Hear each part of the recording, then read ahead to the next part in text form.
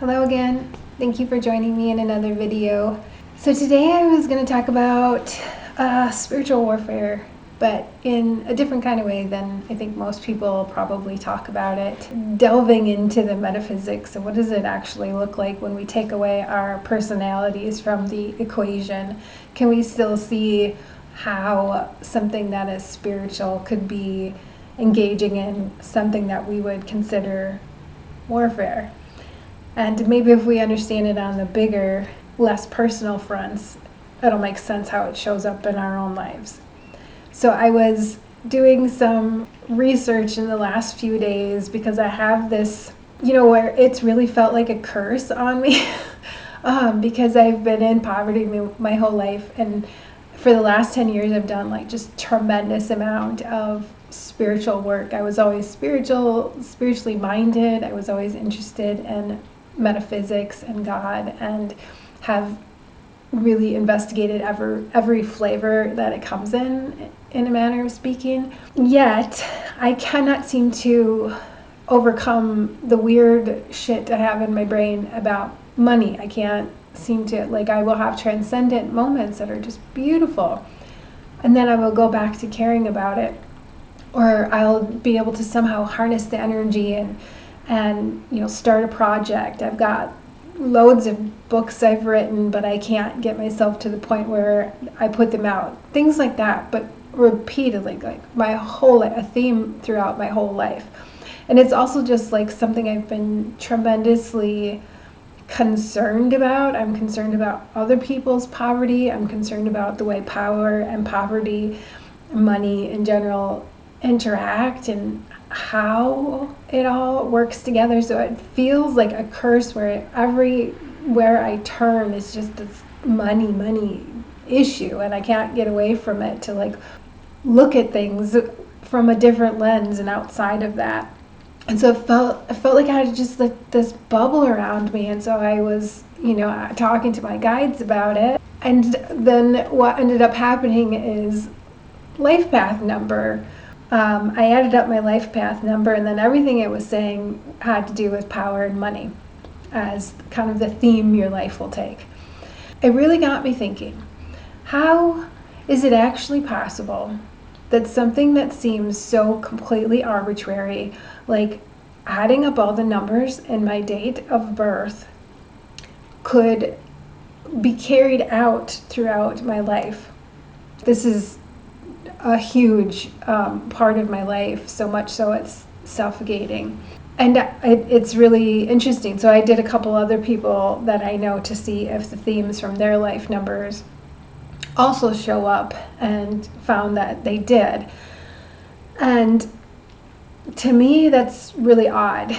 And it got me thinking about, how is it possible? How could the number 8 carry such a resonance that those themes get played out in the timeline of your life? And I think we've all been exposed to, at least to some degree, to astrology and how that shows up in people's lives and their personality, and it's such a weird thing to think about. So as I'm pondering these things, how much it has always felt like a curse. It's really felt like a curse that I haven't been able to break. And I've literally even had people try to break the curse for me. I've done every spell I know to break curses. I've done every manifestation trick I have come across, investigated all my beliefs around it. It's just really been this constant, I can't quite change the resonance of the thing. I'm taking a deep breath over that one. To the point of it showing up when I was a child. I think I was 6 years old, and I went out to start my career, and a guy tried to take me. And it's just across the spectrum of my life, it's been power and money showing up with such large resonance. It's really interesting, and it got me thinking about spiritual warfare and the perception of our defining features. I never paid attention so much to the number 8. How does the number 8 show up in this way, right? And so I think that there's some metaphysics to it that we don't pay attention to. I heard something this morning that I thought was really helpful. Let's see. He said, the more easily you remember something, the more significant you perceive it to be. And it got me thinking about how our senses, our physical senses, are constantly reminding us of the pattern of this body that's been put together. And when we think about how the planetary forces work, right, they're all resonating to their likeness. Pluto resonates to Pluto, where it's located in space. And all of the planets resonate to themselves. And then that resonance against themselves actually creates a little buffer from things that are resonating outside of it. And it's like that little buffer around the planet, right, is like like what they would call the fourth density, I guess. And they're all kind of interacting with this pull that get the push and pull, the attraction and repelling.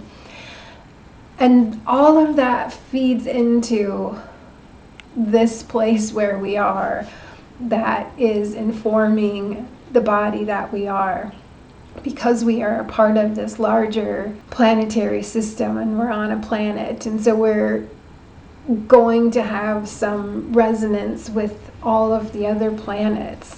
I took that a little bit further this morning when I was on my walk. First, something had dropped into the pond that I was walking past.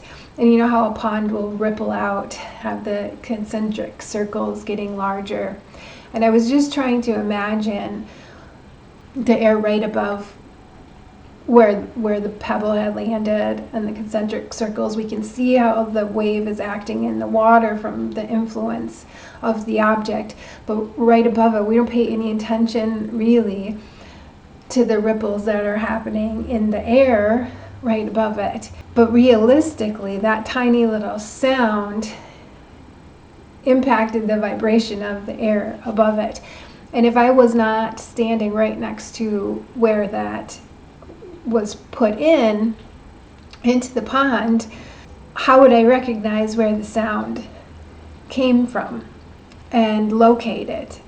How things come together, and in their coming together, they create a unique sound that resonates with other unique sounds and similar sounds, right? In this larger symphony, I guess, that universe is, that's why they call it that, right? So to me, the idea of spiritual warfare is where your definition of self is the boundary of self is challenged. So you have an idea of the self, of your organizing principle, and it comes up against something that does not resonate. And that space of butting up against each other is where the discord happens and the friction happens. And so I think this is why, so many spiritual teachers talk about expanding your consciousness. Like, we assume because we're in this state of being that consciousness comes from this state of being. But if it is light that is part of the consciousness, why would we assume that it isn't conscious outside of the body? In the same way that as the pebble hit the water and we see that ripple, but there's also ripples happening above it in the less dense, non-physical aspects. So I think the same could clearly be true of light and its ability to be conscious. So we assume that consciousness has to be physical because that's where the majority of memory is stored and what we are most perceiving. But light and consciousness, there's no reason to assume that a photon is not conscious, because it organizes and is present in everything that we are aware of. Maybe it isn't the body at all that's conscious, but just the light. And so the feeling of spiritual warfare is that feeling of myself as a physical being coming up against the edge of our own awareness, and something has to give there, right? So not to diminish or take away from the actual, harm that humans cause each other. I think that is a different topic. So obvious that I don't think it needs to be spoken of. I think speaking of ways to get beyond it and see the larger picture helps.